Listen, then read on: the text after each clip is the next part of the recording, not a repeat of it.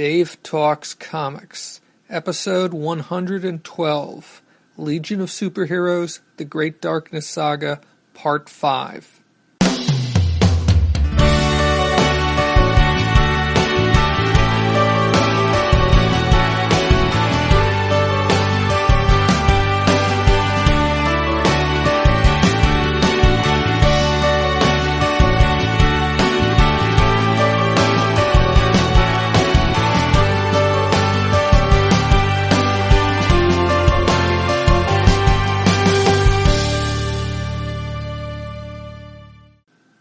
Welcome to Dave Talks Comics, the program where I talk about comic books, cartoons, and comic book conventions. All past episodes can be streamed or downloaded from the program's website, davetalkscomics.com. On this episode, I'll be talking about issues 293 and 294 of Legion of Superheroes. In talking about these comics, I will, of course, be going into quite a bit of detail. There will be spoilers, so please keep that in mind if you plan to continue listening.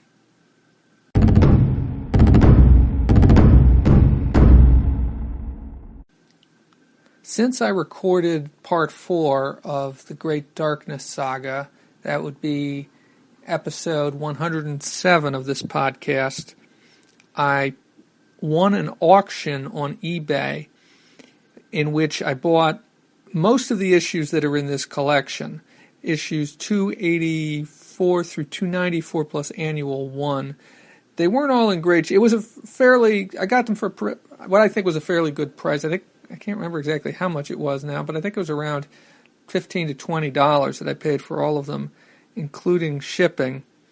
Although not all of them are in great shape. In fact, none of them are in, perfect shape, but a few of them are kind of beat up. But still, it's nice to have them, and part of the reason why I wanted to get them, even though I already have this story in electronic format, is because I wanted to read the letters pages. And in reading through the letters pages, I found a number of things that I thought were worth mentioning. The first thing that I found was in issue 288, there is a list of the past leaders of the Legion of Superheroes, the leaders and also the deputy leaders, the second in command. When this story began, it was Lightning Lad was the leader and Element Lad was second in command, but then of course Lightning Lad stepped down and Element Lad took over. And then also in the process of the story, as I mentioned in episode 107, there was an election and Dream Girl became the new leader of the Legion. So as I said, in issue 288, there's a list of all of them, and I have put this information together. I'm putting together a page on my website where I'm putting together a bunch of notes about the Legion. Some of them relate to things that I'm going to talk about later in this episode, and some of them relate to things that, like a list of all of the leaders of the Legion of Superheroes, although I'm not sure exactly when these members of the team were the leaders. Now, in issue 290, which I talked about on the last episode, on the letters page they list the results of what I'm calling the 2982 election, because this issue came out in 1982, and the Legion always seems to be 1,000 years in the future. So even though I don't remember if they said it was the year 2982, that's what I'm thinking of it as, and that's the way it's going to be listed in my notes. And so what I did was I copied out the list of the results. Dream Girl won, Element Lad came in second place, and for I believe the third time in a row is the deputy leader. But almost every Legionnaire got some votes, some more than others. And in issue 290, they listed them in alphabetical order. I listed them in the order that they got votes. So I will provide a link to that when I post this episode. In flipping through issue 291, I noticed that, wait, hold on, let me make sure that is yes. In flipping through issue 291, and actually I had seen a note about this in Comic Book DB, and I had just forgotten about it until I went back and I looked and I saw it once again. There is the backup story in there, Leaders and Lovers, I talked about on episode in part 4 of the Great Darkness Saga, I talked about, I wasn't clear why it was drawn by the same team that drew the first story in that issue, but for some reason it wasn't integrated with the other story, and the art style was slightly different. And what I found out was that it was redrawn for the collected edition. Originally, there was a different team that drew. Originally, this story, originally it was titled Of Lovers and Leaders, and the original art team was Howard Bender and Rodin Rodriguez. Now it's interesting because when they redrew it, the panel layout or the panel arrangement is exactly the same as it was in the original story, but they drew the panels slightly differently. So there's some, the angle or something like that, it might be different, but the layout of the panel layout, the arrangement of the panels is exactly the same, and in some cases the panels are almost identical to the way it was originally drawn. If you pick up a copy of the original issue of issue 291. I'm not sure exactly why they did that, but my speculation would be that, there's two reasons that I could think of. One, for consistency's sake, they didn't want to have some other artist in there, and also because they're going to have to pay royalties to that artist if they're reprinting something that they drew. So I think that's probably most likely the reason why they had somebody else redraw this. Now the funny thing is that in the letters page from issue 291, there is a note that says that Howard Bender makes his debut this month as our official number 2 Legion artist. In other words, the guy who's going to draw all the backups for the Legion. But I looked it up, and he only has art in 2 more issues of Legion of Superheroes, and those are issues 295 and 300, so within the next year. His main gig at this time was drawing the Dial H for Hero backup feature in The New Adventures of Superboy from around issue 29 to issue 49, and that was from May of 1982 to January of 1984. The only other thing that I thought was worth mentioning as far as differences go from issue 292, is that there was a footnote on page 22, which was eliminated from the collected edition, which says and this is something which I kind of already talked about without realizing that this footnote had been in there, but there's a footnote which reads, Wildfire is living anti-energy that retains a semblance of humanity via specially built containment suits like this spare from the Legion cruiser.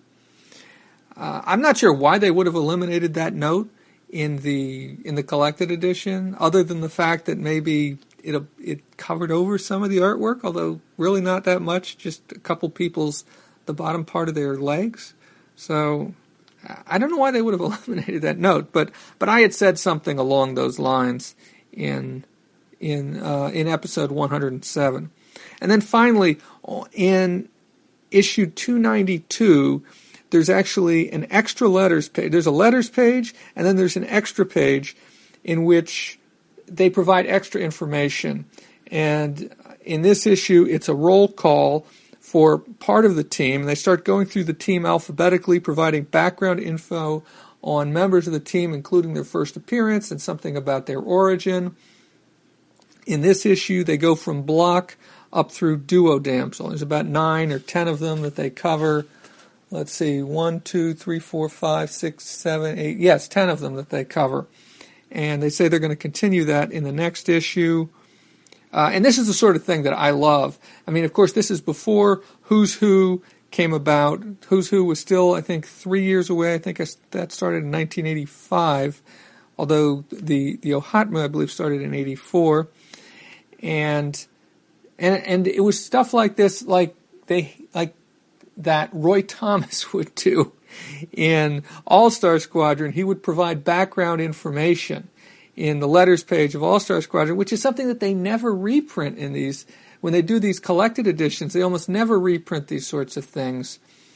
And I really wish they would, which is one reason to go out and try and find the original issues, even if they're not in that great a shape, because this is information that you can't find anywhere else.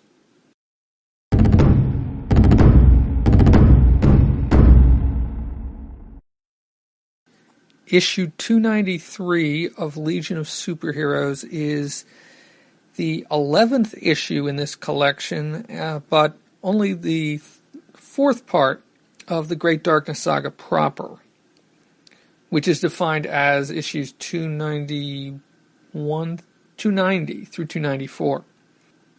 There's all kinds of great action in this issue, and honestly, there's so much going on that it's easy to miss things. There are a lot of quick breaks. There's a lot of changes in pace. 1 minute you see characters talking at a rather normal pace back at Legion headquarters, and then the next minute you're in the middle of a fight, and so the pace changes quite a bit throughout the issue. Most of it takes place in one of two places, either on Daxam, which is Mon-El's homeworld, or the world from which the Master of Darkness emerged back in Prologue to Darkness, which was the backup story from Legion of Superheroes 287. So I should have talked about that on part 2 of this coverage of the Great Darkness Saga. And I should say that there's a number of things that are going on here. There's a lot of stuff going on here, a lot of little things that I'm not going to get to in this summary. But if you read it, you'll see that there's a lot more going on. I'm going to focus mostly on what's going on Daxam and on the Master of Darkness's world. One of the early things that we see in this issue is Ultra Boy, Phantom Girl, and Shadow Lass traveling back to the Master of Darkness's homeworld.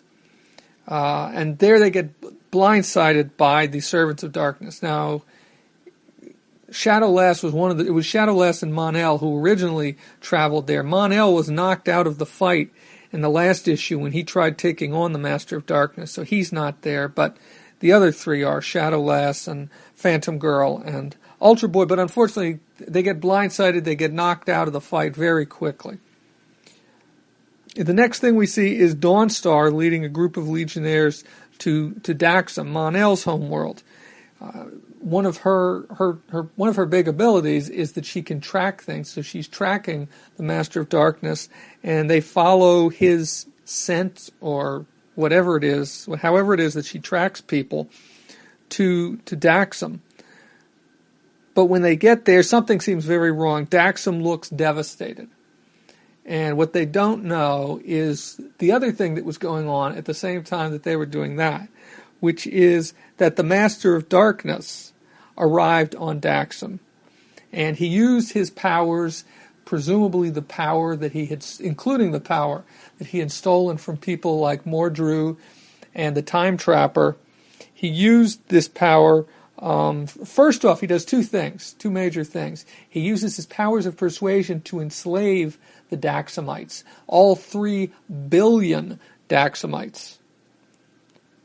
Then he uses his power, the power which he stole, to make Daxam and his homeworld change places. And the significance of this is that once they've changed places, Daxam is now circling a yellow sun. Daxam normally circles a red sun. With Daxam being transported to a solar system with the yellow sun, the Daxamites' potential is now fully unleashed because the Daxamites, like Kryptonians, have superpowers when they are in the presence of a yellow sun as opposed to a red sun. So Dawnstar and Wildfire and Element Lad and Brainiac 5, Timberwolf, Starboy, and Superboy, quite a team. Let's see, 1, 2, 3, 4, 5, 6, 7 of them arrive on the Master of Darkness's world and find Ultra Boy and Shadow Lass and Phantom Girl unconscious. But then they're attacked by the Servants of Darkness. But this time, things don't go exactly like they have in the past. In the past, they've pretty much gotten knocked up and knocked around pretty badly by the Servants of Darkness. But this time they're ready for the fight, and they're ready because they know more about these Servants of Darkness. They know more about their past. They know that they are clones of other people, and they use those weaknesses that they know those other people have in this fight. So they managed to take a couple of the Daxamites completely out of the fight. First, we see Wildfire using yellow sun radiation against the Servant of Darkness, who's a clone of an Owen. In other words, one of the guardians of the universe, the ones who gave the power rings to the Green Lanterns. And, of course, yellow is the weakness of the Green Lantern rings. And so by using yellow sun radiation, he's able to vaporize this Servant of Darkness. One of the other Servants of Darkness, the one who's a clone of Superboy, Superboy takes him on. Now, the thing you've got to... One of the little things in here that would be easy to miss is that the Master of Darkness's world is now in a solar system with a red sun. So Superboy's powers shouldn't work. But Superboy has been equipped with some circuitry, some technology, which somehow gives him superpowers anyway. At least super strength and speed and, well, I'm not sure if it's speed, but certainly strength and the ability to fly. And so he's able to take on his clone. Now, why his clone isn't affected by the red sun, there's a good question. Why is it that Superboy needs something to give him superpowers, but his clone does not? That's a very good question. Anyhow, I don't like to question these things too much, and there's so much going on that it's easy to miss things like this. But he tries taking on his clone, but he's not very successful at that. In fact, the clone vaporizes not Superboy, but the circuitry that Brainiac 5 gave him, which gives him these superpowers. And so then Element Lad throws up a lead shield for Superboy. And then what Element Lad does is he turns the rocks around the Servant of Darkness, who is, of course, a clone of Superboy. He turns those rocks into gold kryptonite. Now, the effect of gold kryptonite is that it robs Kryptonians of their powers permanently. And then Timberwolf comes in to deliver the killing blow and shatters this Servant of Darkness. So the Master of Darkness has lost 2 of his followers, but he's gained 3 billion new ones. Now, these are 3 billion ones who are under his powers of persuasion. They've been hypnotized or something along those lines. And that's going to come in the next issue. But what he has them do at this point is he has them reshape Daxam, reshape their own world. And so you see them tearing up, and this is all happening at the same time as this fight with the fight that I just talked about between the Legionnaires and the Servants of Darkness. So he has them reshape their own world until it is nothing but a monument to him, and this is when the Master of Darkness is finally revealed to be none other than Darkseid. And that's basically where the issue ends. We're setting everything up for the final part in this battle between, not the final issue in this collection. There's 3 more issues in this collection, but the final issue in this battle between Darkseid and the Legion of Superheroes. Now, I wanted to say a couple things about the artwork. I think this issue has a beautiful cover. It's kind of simple in a way.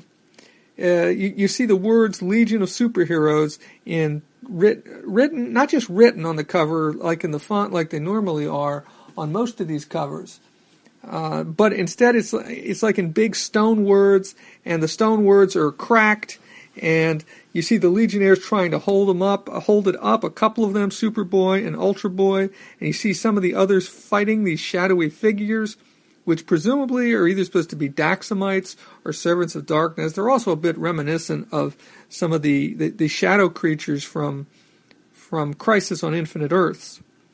But I think it's a really great cover. I really like it. And on the whole, this whole issue, I went through this and I tried to find something in particular to pick out. If there's anything that I would pick out, any pages that I really liked, it would be the last couple pages where it's finally revealed that Darkseid is the Master of Darkness, is the grand villain behind everything. But on the whole, the fight scenes I think are just beautifully plotted, and drawn, and the plotting was a collaborative effort, according to the credits at the beginning of the issue. It lists Paul Levitz and Keith Giffen as plotters. And on the whole, this is a very good issue. There's a lot more that's going on in this issue than the stuff I talked about. There's more stuff that happens back at Legion headquarters, but I think I've captured the essence of the issue, and I think some of the things that happen in this issue aren't necessarily. I think he's planting seeds for things to come down the road. I don't think they necessarily have a big impact on the Great Darkness Saga itself.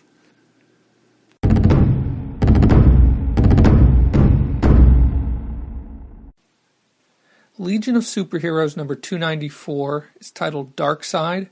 It's written by Paul Levitz with art by Keith Giffen and Larry Malstadt. Cover date is December 1982, and this is part 5 of the Great Darkness Saga proper. It opens with 9 Legionnaires: Brainiac 5, Dawnstar, Wildfire, Element Lad, Starboy, Phantom Girl, Ultra Boy, Shadowlass, and Timberwolf. They are all on the planet from which Darkseid emerged, which is now revealed to be none other than Apocalypse, the planet where Darkseid ruled and from which he waged war during the days of the Fourth World series that Jack Kirby did when he created Darkseid and the New Gods. One curious thing here is that Superboy is not present because these are all the heroes who had fought. This is basically the aftermath of the battle with the Servants of Darkness from the previous issue. And Superboy was definitely present for that, but for some reason he's gone now. He will show up later, but he's gone now, and there's no real explanation for that. But I've found that there are certain inconsistencies within this if you dig into it too much, if you read it too much, like I do. But I'm willing to overlook those. Back in Legion I don't think it's Legion headquarters. I believe it's one of the Legion cruisers. We see next Dream Girl, Sunboy, Invisible Kid, and White Witch. And they still have the boy who was delivered to them by the spell that was cast on Sorcerer's World back in issue 292. At this point, Dream Girl decides that they need to call in more reserves. Dream Girl is, of course, the new leader of the Legion. And so she calls on the Legion of Substitute Heroes and Supergirl. Meanwhile, what happened in the last issue, we start to see the repercussions of that. And specifically, I'm talking about Darkseid taking control of the Daxamite population of the planet Daxam. And there's 3 billion Daxamites. And what we see over the next few pages is them wreaking havoc throughout the universe. We get glimpses of people and groups who are fighting them specifically. And these are people and groups from the Legion's past, from older stories. Some of them may have shown up recently, but I think most of them date back to the Silver Age, to the 1960s. You see Dev M, the Heroes of Lalor, the Wanderers. We see some Thanagarians, the planet from which Hawkman, the Silver Age Hawkman and Hawkwoman came from, and the Legion of Substitute Heroes. And we see all of them fighting the Daxamites in various places.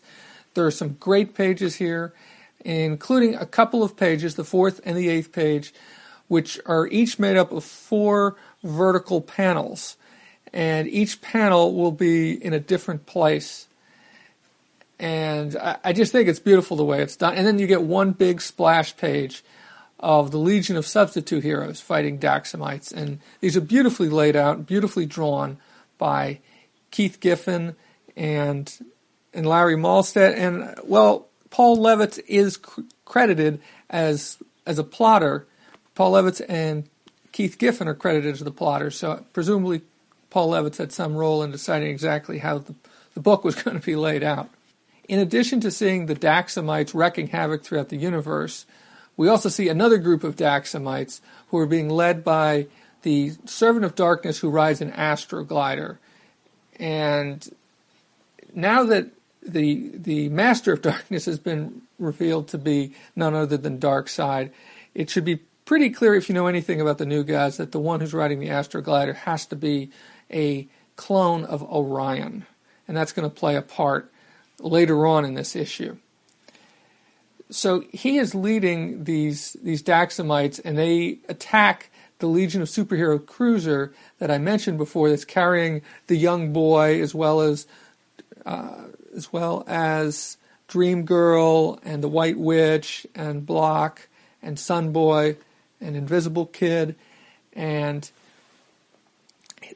the Servant of Darkness tries to take the boy. And it's interesting to note because the boy has grown, kind of in the same way that in a few years later in Crisis on Infinite Earths, Alexander Luthor starts off as a baby and then grows very quickly into a man. Now, this child does not grow quite as fast, but still, it's a similar sort of thing that we see happening here. Of course, we don't know what the origin of, unlike Alexander Luthor, who's of course the son of, I believe he was the son of the Lex Luthor of Earth 3 and the Lois Lane of Earth 3. But in this case, we don't know what the origin exactly is of this boy. But he's growing very fast, and the Servant of Darkness boards the ship and tries to take the boy, only to be, and Sun Boy fights back very hard, kicks him off the ship, with his flame powers. So then the Servant of Darkness sends the Daxamites in and has them tear apart the ship, tear it to pieces. And he grabs the boy and takes him off to Darkseid. Now, the Legionnaires are in serious trouble now because none of them can breathe in the void of space, in the vacuum of space. But they're saved by the White Witch, who manages to cast a spell to keep herself and her teammates from dying. And then we get another page, another 4-panel page, where we see the White Witch reflecting on the nature of magic and trying to think of a way to save herself and the others are all unconscious at this point, and she's the only one. And then she passes out, but she wakes up to find that she and the other Legionnaires have been saved by some of their teammates. Without realizing it, she had cast a spell calling for help. All of this is happening very quickly. So the Legionnaires recover fairly quickly, and White Witch manages to cast another spell, this time to teleport them all the Legionnaires who were there, to Daxam. And there's at least one panel here that I really think deserves mentioning because it's a panel where White Witch is casting this spell, and the way it's drawn, the symmetry of the shapes and the colors, it's just a few basic colors, red and white and pink and yellow, and then a couple panels later you get this close-up on her eyes. I just love how these things are drawn, and I don't know how much of that was decided by Paul Levitz and how much of that was decided by Keith Giffen, but it's just beautiful. And then before we get into the battle on Daxam, what we see next is we get a couple interludes. The first interlude is of Chameleon Boy, who had a brief interlude also in the previous issue where we saw him fighting some other Durlans. That's the race that the Chameleon Boy comes from. And because Chameleon Boy is not with any of his other teammates, he is in prison on Takron Galtos. And because he's in prison, they have put a inhibiting device on his antenna so that he cannot use his shape-changing powers. And in the previous issue, we saw him fighting other Durlans who also were wearing these inhibitor devices on their antenna. But in this issue, what we see is that the prison has been somewhat ravaged, and Chameleon Boy is being chased by a Daxamite, in fact a young Daxamite, a boy who looks to be, about 12 years old, and who isn't named at this point, but in the future he is going to show up again. And Chameleon Boy, of course, is without his powers because he still has this inhibitor device on. He manages to beat this kid, though. He manages to throw him into Validus's cell. Validus was a member of the Fatal Five who was also imprisoned on Tacron Galtus. And that's really the last of this little interlude.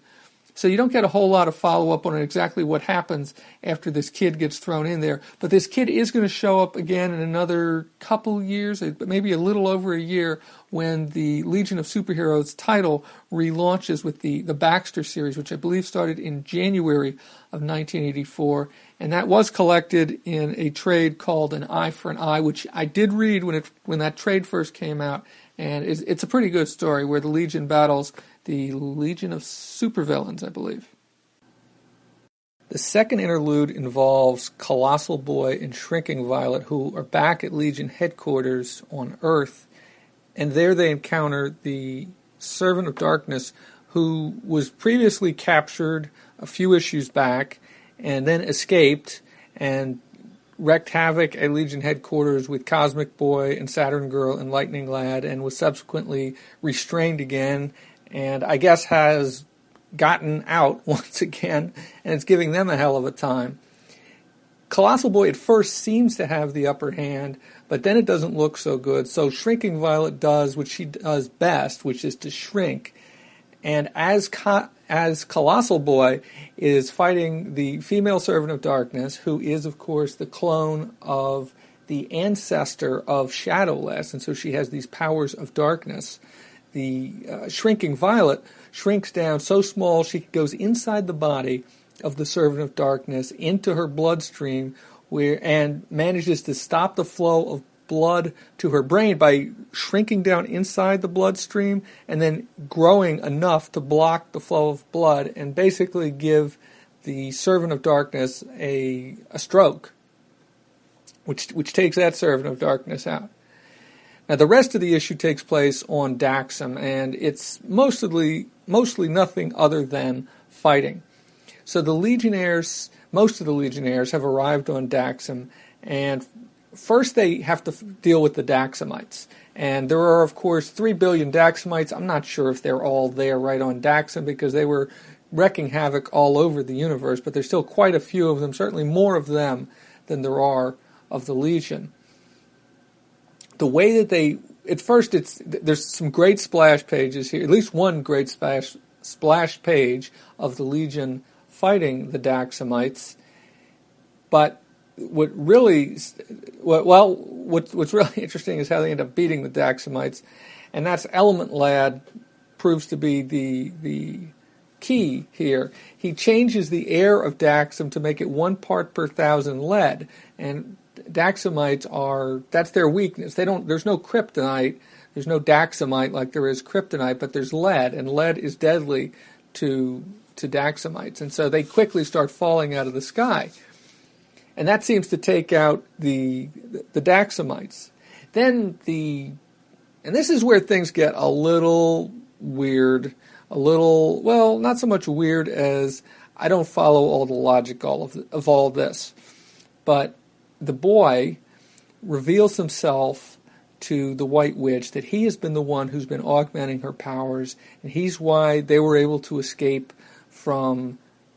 I'm not sure if he says exactly this, but it's kind of implied that he's the reason why she was able to send that message, that distress signal out, and he's the one who helped her to cast the spell to transport them to Daxam, because she acknowledges within this issue that she's not the most powerful sorcerer.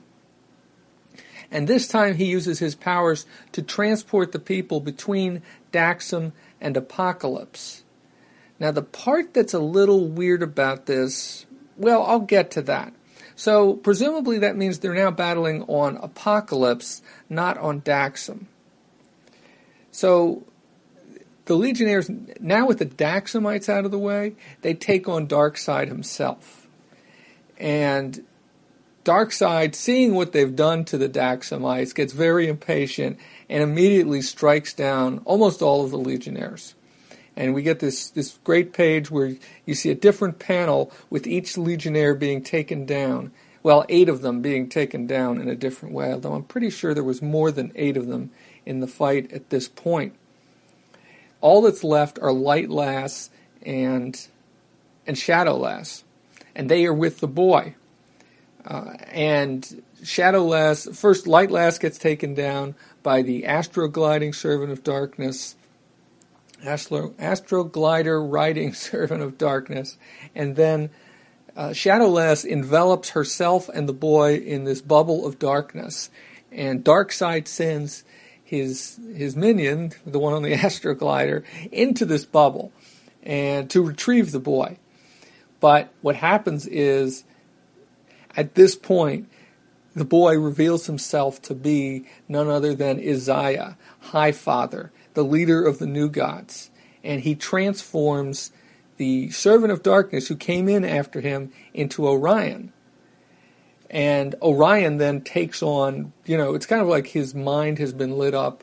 He finally realizes who he is and what his allegiance is, or what his alliance is, or what his loyalty should be to.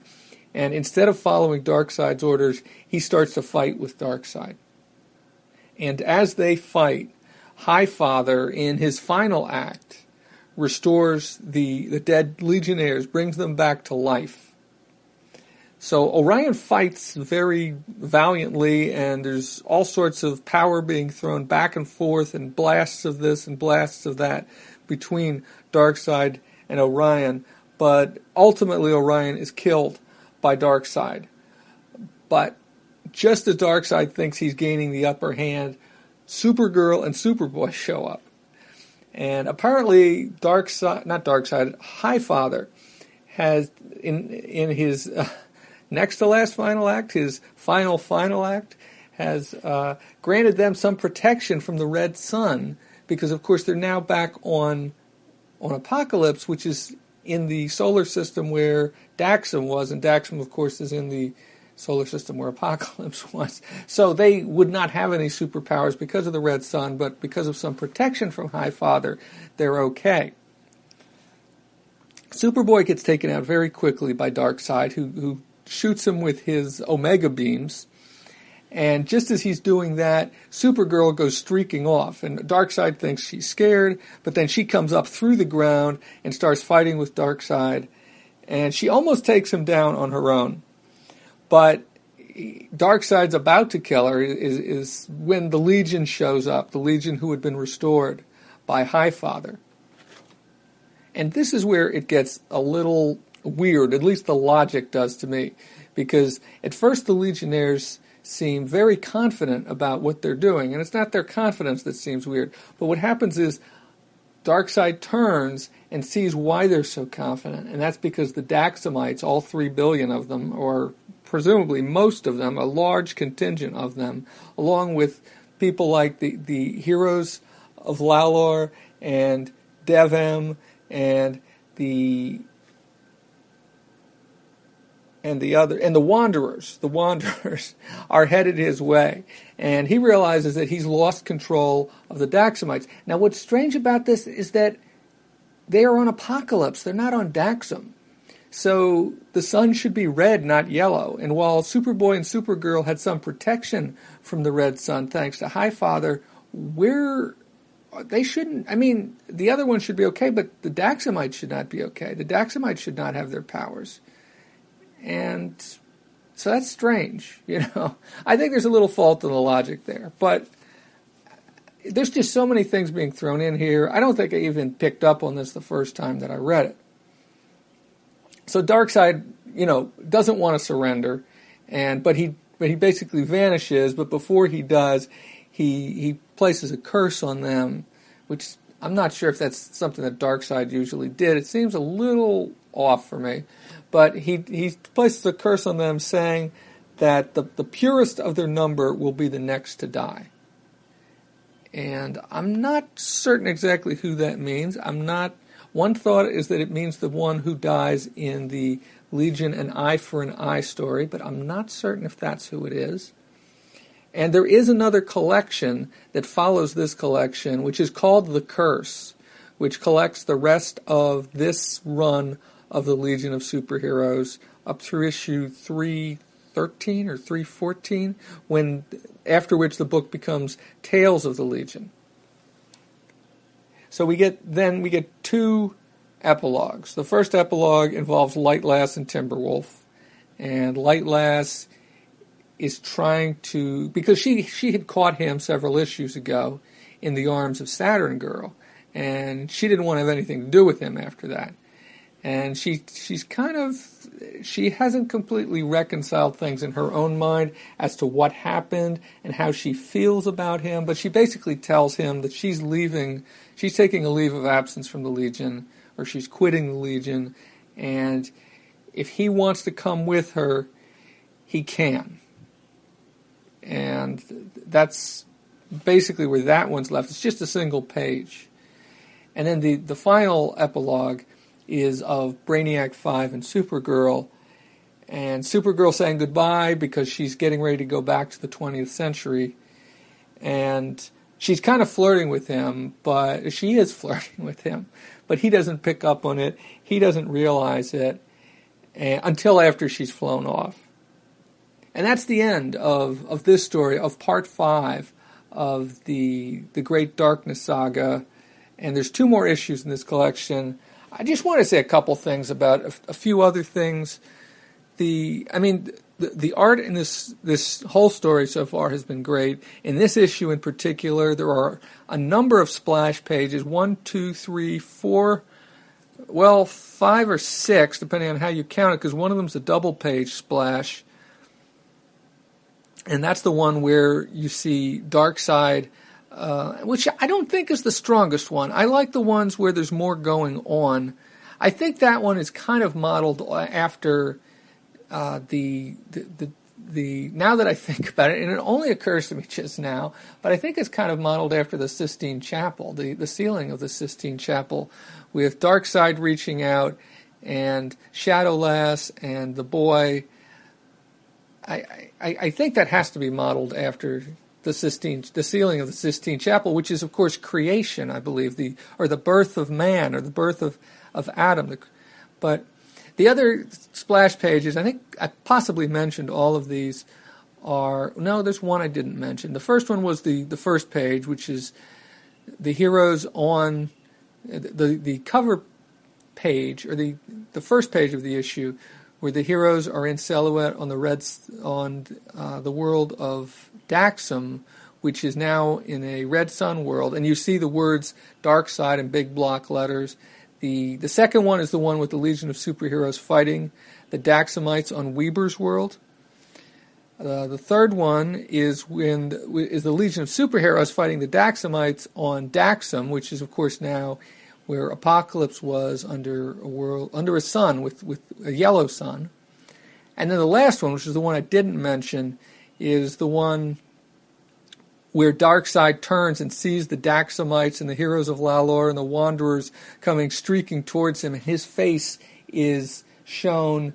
His face is reflective, so all you can see are his eyes and his mouth. You can see his teeth, and in his face you see the reflection of all these people streaking towards him.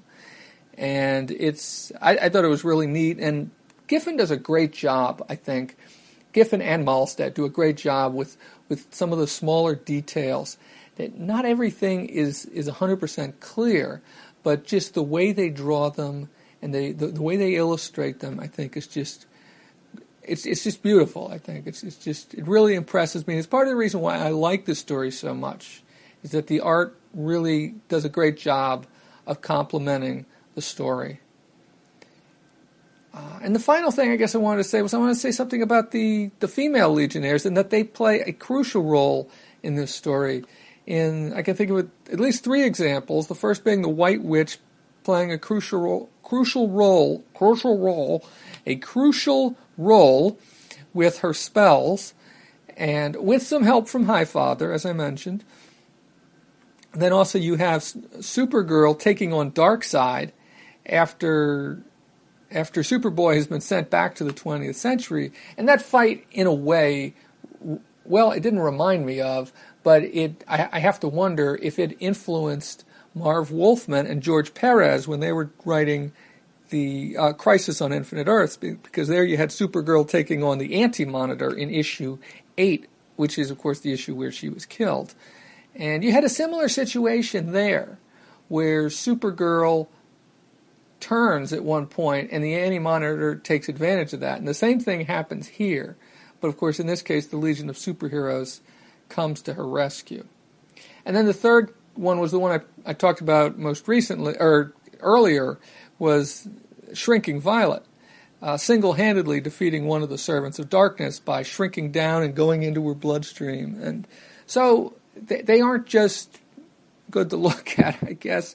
They're also very powerful, and they are crucial players when it comes to combat. And I guess if I've got anything else to say, it's that, similar to the annual, this issue really, it paid off for me to reread it and reread it and reread it, because there's lots of little details that I didn't pick up on.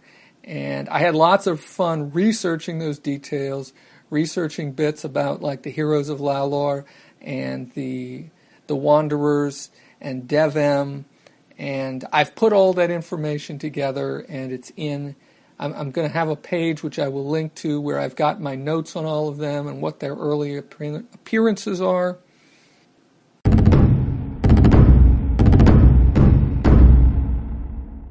A couple more thoughts and corrections before I close out this episode.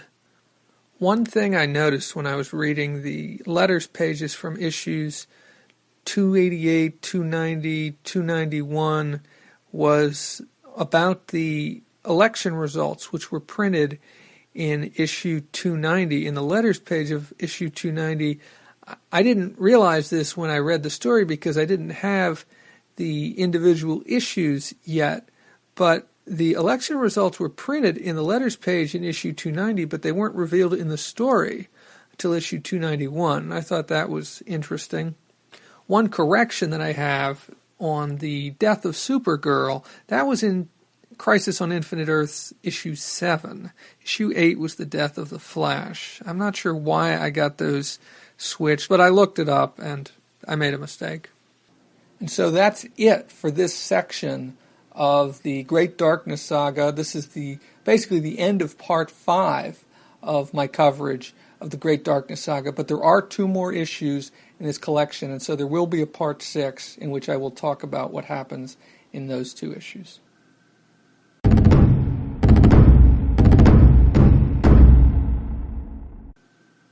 That's it for episode 112. Dave Talks Comics can be found on the internet at davetalkscomics.com and facebook.com/Dave Talks Comics. On Twitter, at Dave Talks Comics. Email can be sent to davetalkscomics@gmail.com. I'm Dave. Thank you for listening.